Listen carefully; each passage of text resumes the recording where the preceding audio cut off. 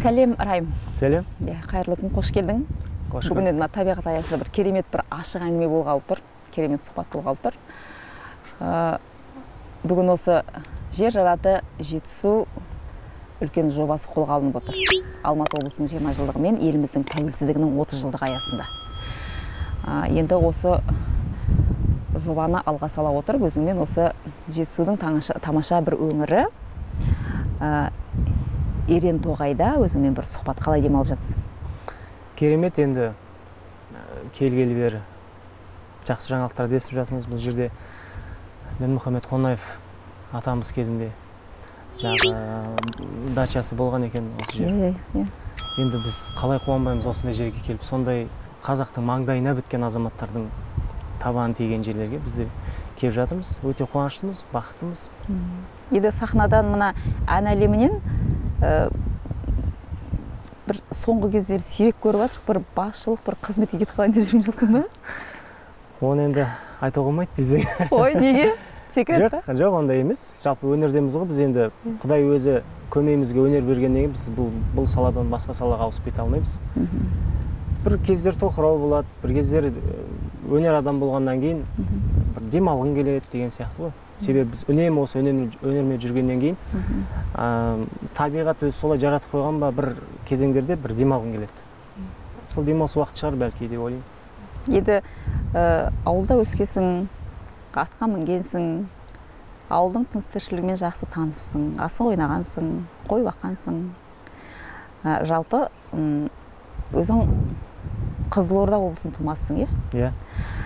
Осындай Қызылорда облысында енді жел ғой, негізгі табиғатының бір құбылысы ерекше, өзіндік желі бар, өзіндік бір дауылы бар, жазық дала, шаңы бар, құмы бар дегендей. Ал енді мына көріп отырсың, Ерен Тоғай керемет орман. Енді осындай жерде қалай шабыттанбайсың? Әрине. Алдыда бір осы жерге келгелі бір жоспар құрып, осындай алдағы өнерде осылай қадам бассам деген бір жоспарлар келген жоқ па есіңе? Марал, енді Ерен Тоғайда отырғанмен, мына жер, дәл біз отырған жер, маған Қызылорданы елестетіп отыр. Неге десең, мына жел, өзің байқап отырсың. Адыраспан, жыңғыл, сексеуіл, барлығы сол Қызылорданы елестетіп отыр. Сондықтан мен арқамды кеңге жайып отқаным сол. Әр жерге келген кезде өз адам өзіне жақын жерді іздейді ғой, өзіңе жақын бір құбылыстарды іздеп, өзіңе көңіліңе жақын жерлерді тауып аласың. Мен мысалы, мынаны сен айтпасаң, мен рұқсат алмас едім. Саған мен шабытым ашылып отыр, көріп отырсың ғой. Енді алда қандай ән туады онда? Енді оны сазгерлермен ақылдасамыз ғой. Жоқ, бір прикольный ән шығармайсың ба? Жоқ, енді әзіл әнге біз жоқсың ба? Ондайға жоқпыз ғой. Қойшы, енді өмірде осы тістелеп өліп қаласың ғой, неше түрін сөйлеп. Енді өмірде ол өмірде бөлек, өнерде бөлек қой. Негізі меніңше сен сол өмірдегі қалжыңың өте ұнайды да, сен сонымен негізі тез танылып, жұлдыз болып кетесің негізі. Нұрлан Есімов. Қазіргі кезде ана әлеуметтік желілерде жаңағы вайн жасап, өнер адамдары болсын, жалпы жастар көбінесе шығып жатыр ғой, содан бірден атақты болып кетіп, осы астарлы ақиқатқа шығып, таңшолпанға шақырылып жатыр ғой. Енді Марал, қараш, сен өзің жақсы білесің ғой, мен кімнің шәкірті екенін. Жалпы бұл үрдіс қай жақтан келе жатқанын жақсы білесің.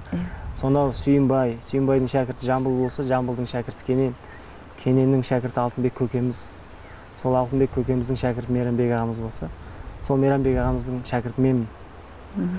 Ал енді сондай ұлы адамдардың шәкірті бола тұрып, мен вайн сүріп жүрсем, заманның талабына қарай бұрылмайсың ба? Бір жеңіл әндерге бет бұрып кетсем, менің ұстаздарға деген бір құрметсіздігім деп мен өзім сөйтіп санаймын. Сондықтан менің мына өнерде ұстанған жолым оңай емес, өте ауыр жол, өте салмақты жол, шалынуды қаламайтын жол. Сондықтан мен шалыс басуға әрдайым тырысамын. Және де пайдасы бола тұрса да ондай нәрселерден тартынамын. Бас тартасың. Әрине. Көптеген қаражат ұсынса да сен ондайдан бас тартасың. Жоқ, қаражат деген нәрсені мен жалпы Алматыға келгелі бері ұстазым көрсетті. Жалпы мынау ақша, дүние деген нәрсе ол болмашы нәрсе, қолдың кірі. Оны бабаларымыз мұзбен теңеген.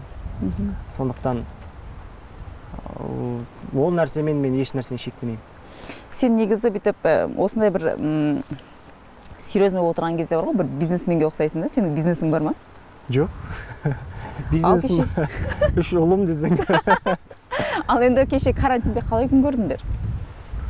Той тоқтады. Енді ризық деген нәрсе ол кез келген пенде дүниеге келгеннен бастап, жаңағы тал бесіктен жер бесікке жетем дегенше Алла пешенесіне жазып қояды ғой. Әрекет қылма, әрекетте пенде болғаннан әрекетін жасайсың ғой. Бірақ дегенмен де ол пешенеге жазылған нәрсе ешқашан кетпейді. Өзің бір шалыс басып, сол несібеңнен айырылып қалмасаң, ол несібе саған бұйырады. Алла тағала аш қалдырмайды. Аш қалдырмайды ешбір пендесін. Иә, өте орында. Ал енді Шәкір жаңағы өте сондай тұлғалы азаматтардың өнер әлемінде өзіндік орны бар ағалардың, ұстаздарыңды атап өттің ғой. Олардың бәрі домбыра ұстаған. А сен неге домбыра тартпайсың? Менің ақауым сол. Сен жанды жерден бастың. Бірақ енді жай тартып жүрміз қазір. Мен өзің білесің, тарту деген топта өнер көрсеттім ғой. Қасымда 3 домбырашы болды. Солардан да кішігірім алған сабағым бар. Бірақ енді құлағында ойнау әзірше мүмкін болып тұрған жоқ. Дегенмен де әйтеуір қолға алдың. Қолға, ал. Дұрыс қой, енді себебі жаңаға Кейін Әзірбаев сияқты, Алтынбек Қоразбаев сияқты, Мейрамбек Бесбаев сияқты ән әлемінің, өнер әлемінің тарихында қалу үшін сен міндетті түрде домбыра ұстау керексің деп ойлаймын. Алла тағала үлкен зор байлық беріп жатыр екен, ұзағынан болсын. Рахмет. Ол деген жақсы ғой. Елдің болашағы, өзіңнің болашағы. Шежіре. Иә, шежіре, кәдімгідей. Енді ол ұрпақтар дүниеге келіп жатыр бірінің артынан бір, Аллаға сансыз шүкір ғой әрине. Шүкір, әрине. Енді сондай ұрпақтарды бірінің артынан бірі 12 мүшесі сау ұрпақты дүниеге әкеліп жатырсыңдар. Күш қуатты қайдан аламыз? Карантинде жатырмыз. Ойлашы десің ғой. Иә, ойлашы. Жоқ, шүкір ғой енді. Мен жалпы денсаулығыма өзім көп зиян келтіретін адамдардан емеспін. Денсаулық өзі аманат қой енді. Аманатқа қиянат жасайтын адамдардан емеспін. Бірақ дегенмен де мына алдымызда тұрған саумал тұр ғой, иә? Осындай табиғи өнімдерді ішіп, денсаулыққа кері әсерін тигізетін дүниелерден барынша тартынамын. Керісінше осылай табиғи өнімдер, саумал, қымыз, шұбат болсын, сондайларды жиі пайдаланамыз. Енді мына көптеген жаңағы америкалық бар, ресейлік бар, көптеген баттар бар ғой, дәрумендер бар. Бізде көбінесе осы соларды жарнамаласа бірден барып соларды алады, ал енді өзіміздің отандық өнімге келген кезде кішкене тартыншақтап қалады біздің елде. Ал енді осы біздің өзіміздің отандық өнімге деген сенің көзқарасыңды айтшы. Мәселен, міне саумал. Бұл BB Partners өзіміздің отандық компанияның неміс технологиясымен саумалды капсула түрінде өндіріп осылай шығарды. Бұл енді таза табиғи өнім, денсаулыққа өте пайдасы зор.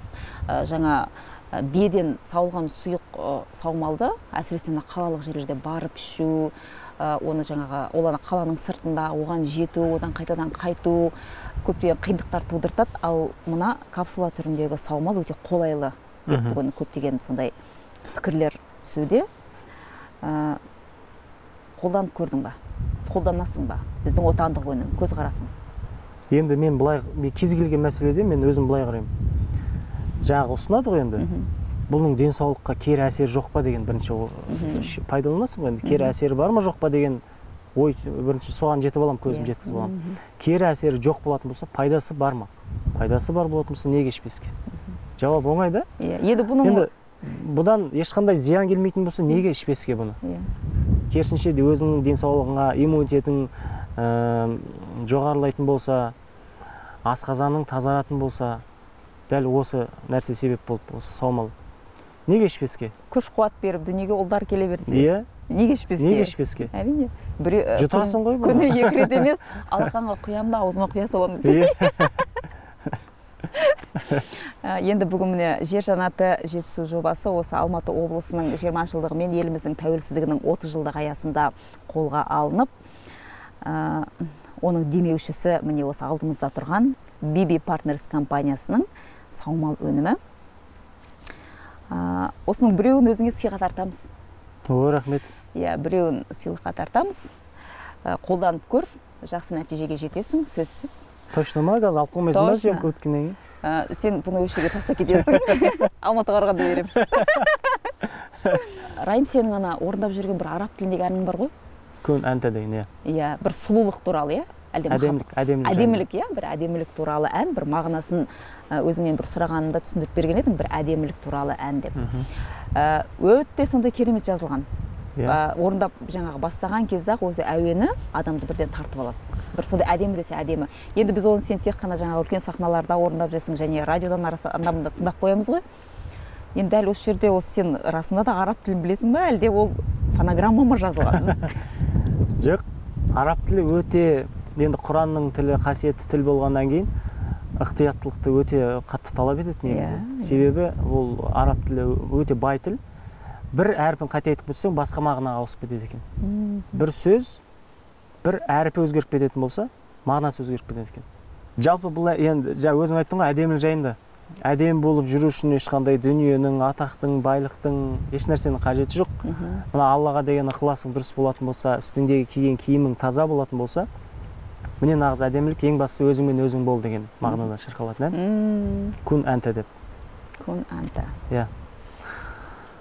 Сол әнді айтып берейін ба? Иә, сол әннің бір шумағынан ба қайырсаң? لأجاريهم قلدت ظاهر ما فيهم فبدوت شخصا آخر كي أتفاخر وظننت أنا أني بذلك خست غنى فوجدت أني خاسر فتلك مظاهر لا لا لا نحتاج المال كي نزداد جمالا جوهرنا هنا في القلب تلالا لا لا نرضي الناس بما لا نرضاه لنا حالا ذاك جمالنا يسمو يتعالى أوه أوه أوه أوه أوه أوه أوه أوه أوه أوه كن أنت تزداد جمالا.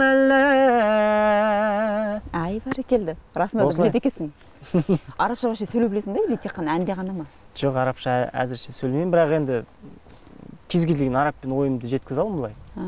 Бірақ енді еркін сөйлеу әзірше мүмкіндік. Ағылшын тілінше? Ағылшын тілінде жеткізесің ғой, енді бала кезден оқыдық қой, мектеп қабырғасынан. Мен ағылшын тілін оқымамын, сол үшін бай. Енді сендер неміс тілін оқыдың ба? Иә, біз неміс тілін оқыдық.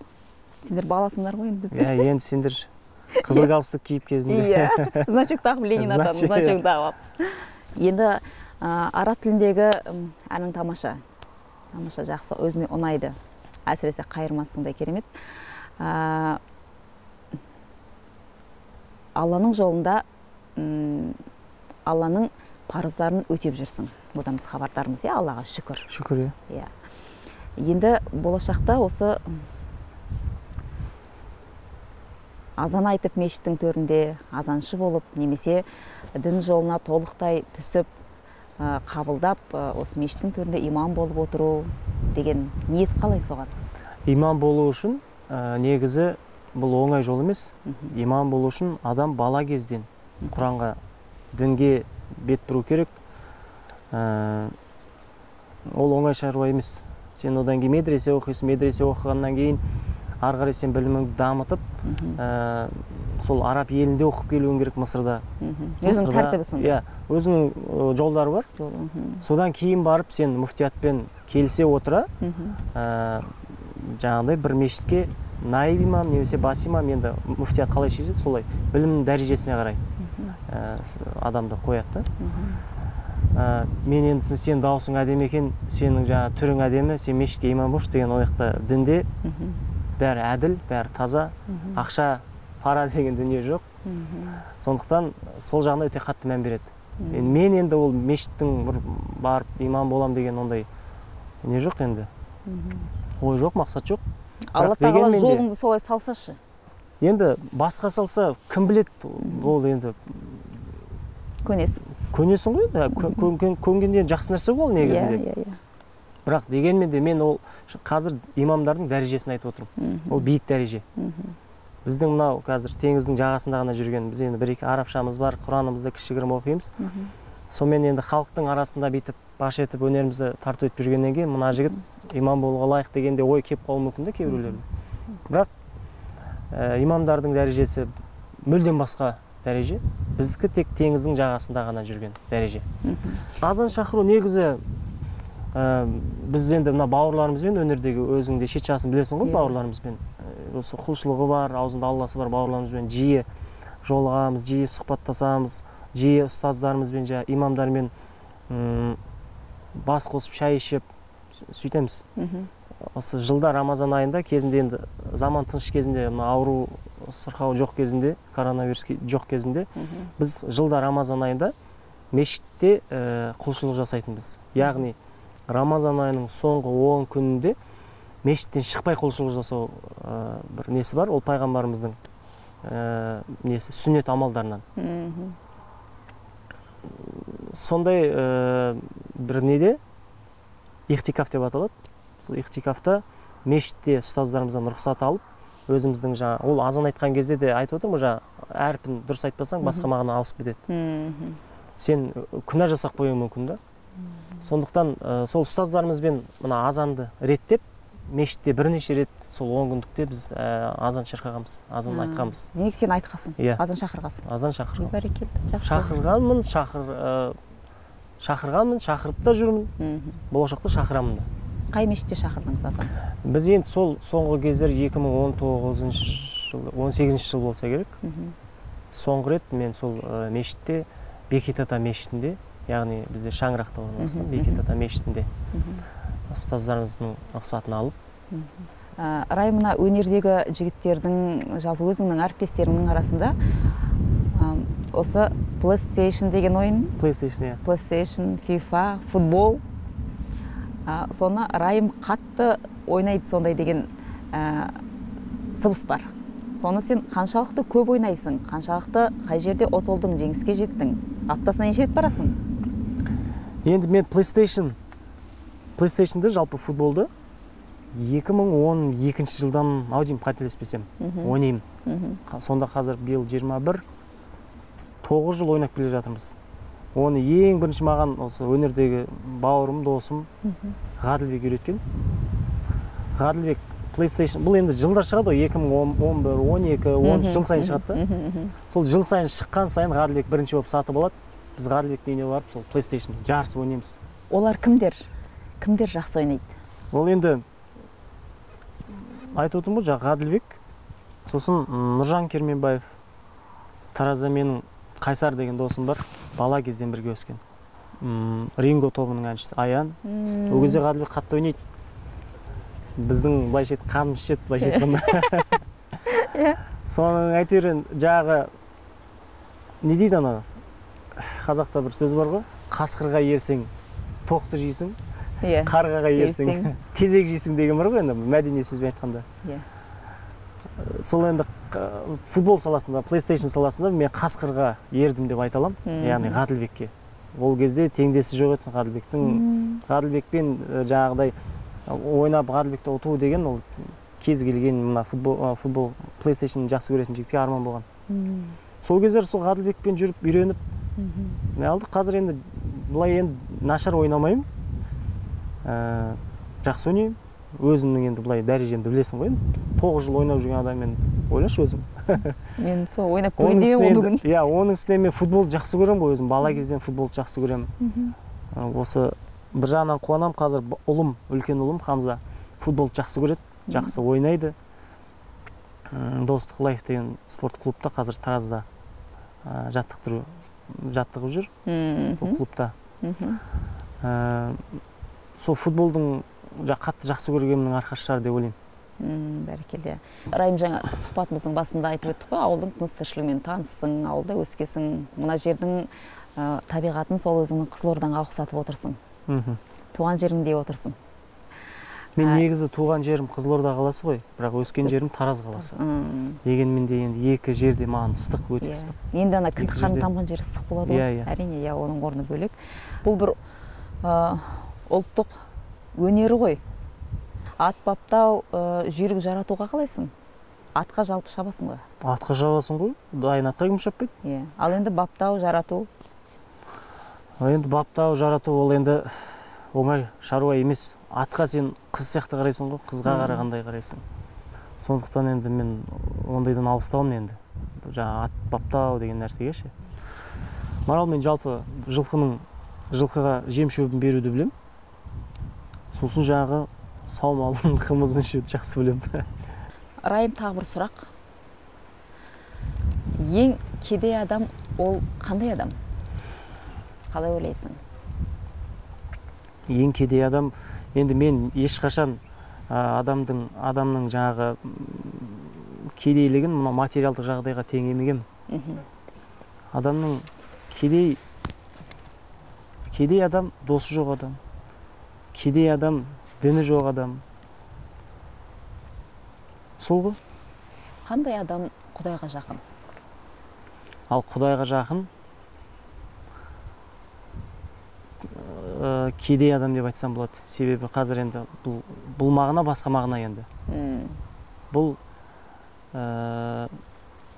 аты бір болғанмен мағынасы бөлек, амоним ғой былайша айтқанда.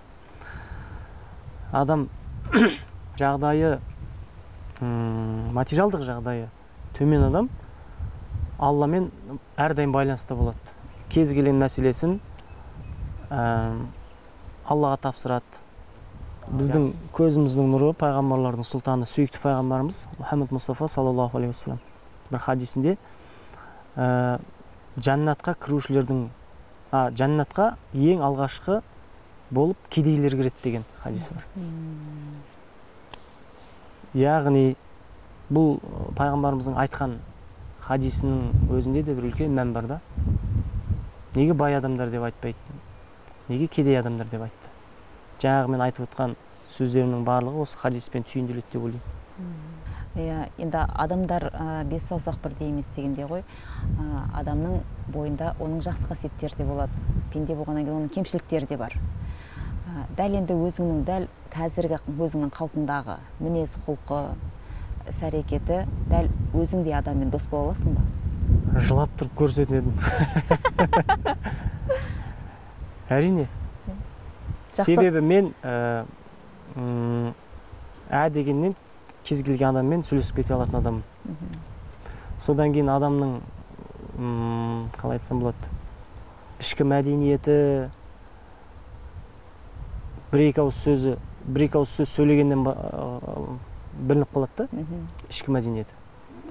Бір-екі ауыз сөз ғана айтса маған жеткілікті, мен қандай адам екені, яғни мені оған тарта ма, керісінше итере ма.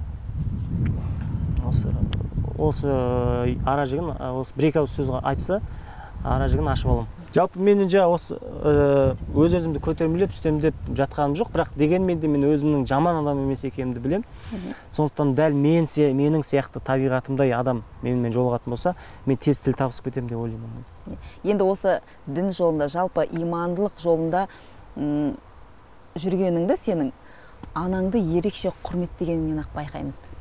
Анаңа деген сенің құрметің, анаңа деген махаббатың сенің тіптен ерекше. Рахмет. Оны әлеуметтік желіден де көріп жатырмыз. Сенің қуанышыңда, бас қосқанда да анаңа деген құрметің сенің жүзіңнен ақ байқалып тұрады. Ал өзінің ұрпағымен мақтанып тұрғанын анаңның да жүзінен, көзінен ақ, жанарынан ақ білініп тұрады. Сен негізі анаңа ұқсағасың. Әкең туралы не айтасың? Әкем енді бізді жалпы 40 жасында дүние салды ғой енді. Анам 39 жасында әкемізден қалды. Тағдыр солай болды, енді көлік апатына түсті де 40 жасында дүние салды.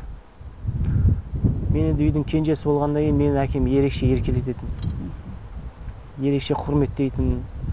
Сосын осы дінді де, Құран оқуды да мен осы әкем үйретіп кеткен кішкентай кезімде. сонда өзі Құдай аузына салғандай, ертең мен қайтып кетсем, менің басыма барып Құран оқитын сенсің деп. Босап кеттік. Енді бұл өмір су іш, мына жерде су бар. Иә, бүгін енді сен сол әкеңнің берген тәрбиесін өзіңнің ұрпақтарыңа беріп жатсың ғой. Балаларың сондай тәрбиелі. Ұрпағының әрбір қуанышымен мақтанып жүрсің. Шүкір. Иә, шүкір Аллаға, мыңда бір шүкір. Райым, ішімдік ішетін әріптестерің бар ғой? Бар. Бар. Соларды енді сол ішімдіктен алыс жүруге, жақсылыққа қарай жақындауға бір уағыз насихат айта аласыз ба? Әрине айтасың. Біз бұл өзің мына көрген жақсылықты жақындарың көрсе екен деген жаңағы ниет, арман, мақсат кез келген маңдайын сәждеге қойған пенденің мақсаттарының бірі ғой негізі. Әрине болады, бірақ енді бізде мынандай шариғатта пайғамбарымыздың мынандай бір хадис бар. Бір жаманшылық көрсеңдер, қолдарыңмен тыйыңдар. Оған шама келмесе, сөзбен тыйыңдар дейді. Оған шамаларың жетпесе, жүрекпен жиіркеніңдер дейді. Өкінішке орай біз енді алғашқы екеуін барынша айтасың, болмағаннан кейін амалсыз үшінші нұсқаға өтесің. Бүгін тамаша табиғат аясында керемет сұхбат болды. Ашық әңгіме айттық. Сәл болғанда жылатып жібере жаздадың адамды. Өзім жаққала жаздадым, су іштім ғой. Мен ішейін дегем, шыбын түсіп кетті, сонымен ұшына қалады. Дәм таттым. Мен шыбын-пыбынына қараған жоқпын, суды жұтып жібердім. Енді Алматы облысының 20 жылдығы мен еліміздің тәуелсіздігінің 30 жылдығына құттықтау тіледім. Енді жетісулықтарды жалпы Алматы облысының 20 жылдығымен шын жүректен құттықтаймын. Еліміз көркейе берсін, дами берсін. Елімізден беделді халықтың бір жыртығын жамайтын үлкен азаматтар, азаматшалар шыға берсін. Енді жалпында тәуелсіздік деген нәрсе бізге оңайшылықпен келген жоқ.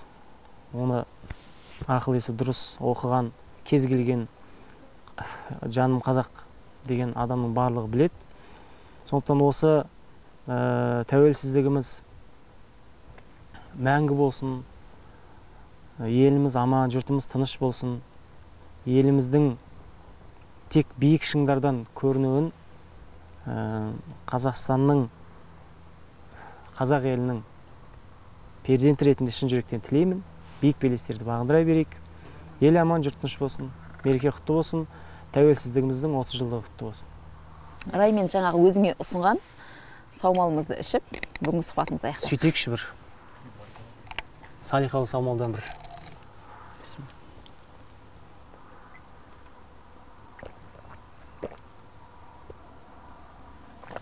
Бүгін Ерен Тоғайда керемет осындай кеште бас қосып отырмыз Сүлеймен ағай. Тамаша. Бір тамаша ән шырқайық. Жай ән емес, биыл Мұқағали Мақатаевтың 90 жылдығына. Дұрыс. Бір тамаша ән шырқайық. Төлеген Мұқаншаның Мұқағали Мақатаевтың сөз жазған тамаша әні бар. Мен деп ойла. Оны айтатын біздің Айжан Нұрмағамбетова, Қазақстанның халық әртісі. Тамаша. Мұқағали Мақатаев. Мен деп ойла, самал боп есіп өткен.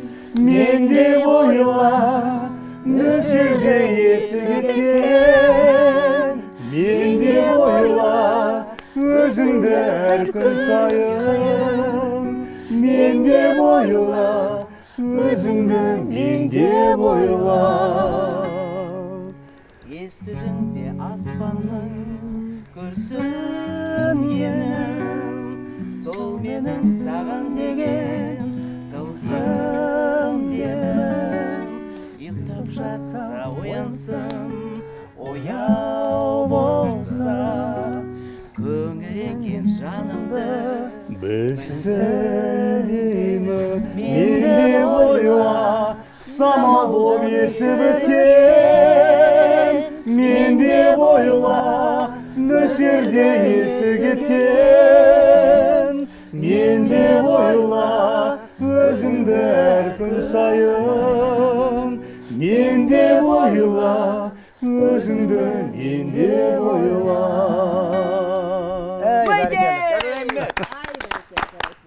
Неде ностальгия. Әрбір қазақтың азаматтарына, әрбір қазақтың осындай кішкентай буындарына Абайды оқыңдар деген келеді. Абай демекші, Сүлеймен аға, сөзіңіз аузыңызда, мына қазір табиғатымызда тамаша болып тұр, желсіз түн болып тұр. Неге желсіз түнде жарғайды айтпасқа? Желсіз түнде жарғайды. Ал кеттік ендеше. Желсіз түнде жарғай,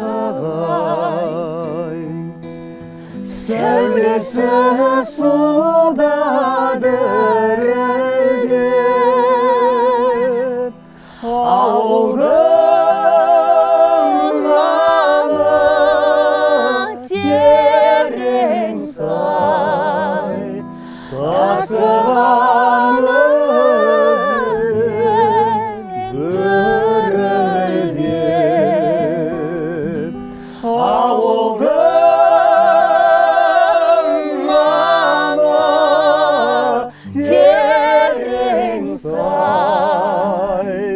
тасыған өзен гүрілдеп.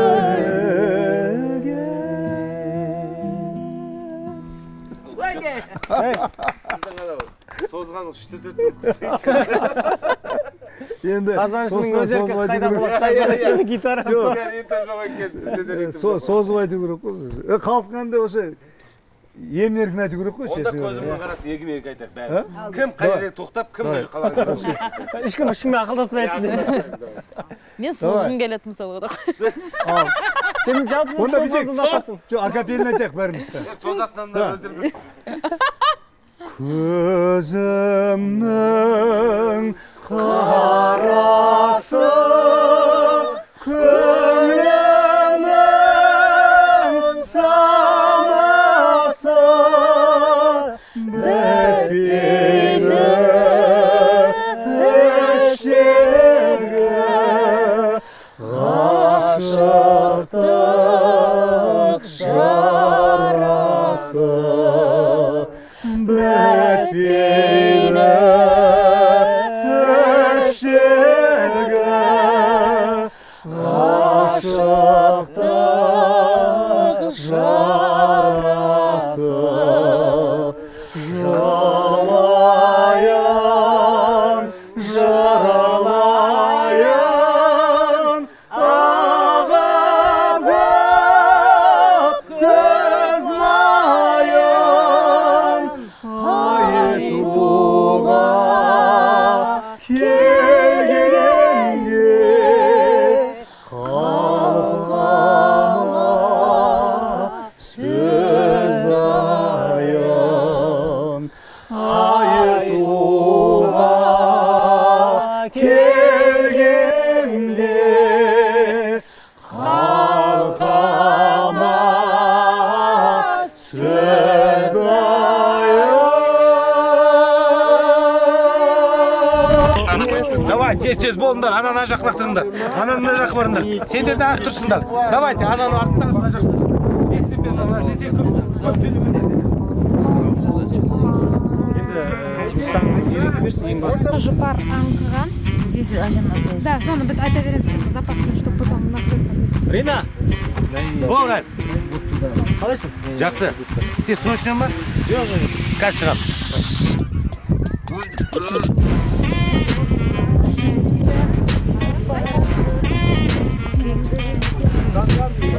И чтобы смотреть, это должно быть вот так, смотри. Так, остановился, сразу уже сюда, чтобы когда камера обошла тебя, лицо попало. Раз, два, три, можно?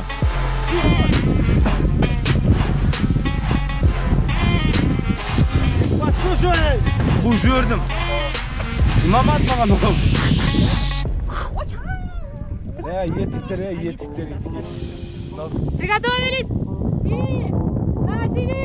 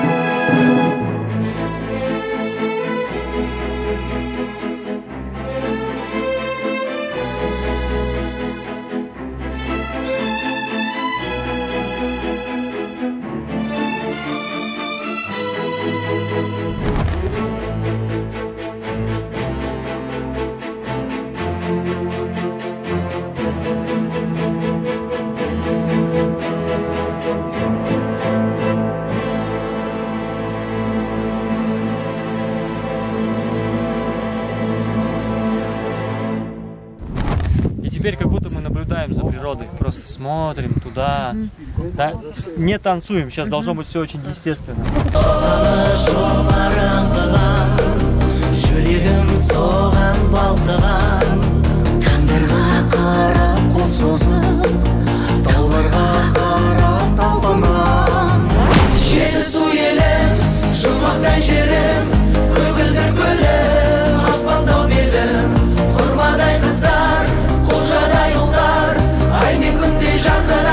Жарық нұрлар, жетісу елі, жұмақтан жерім, көгілдір көлім, аспандау белім, құрмадай қыздар, құлжадай ұлдар, ай мен күндей жарқыраған жап-жарық нұрлар.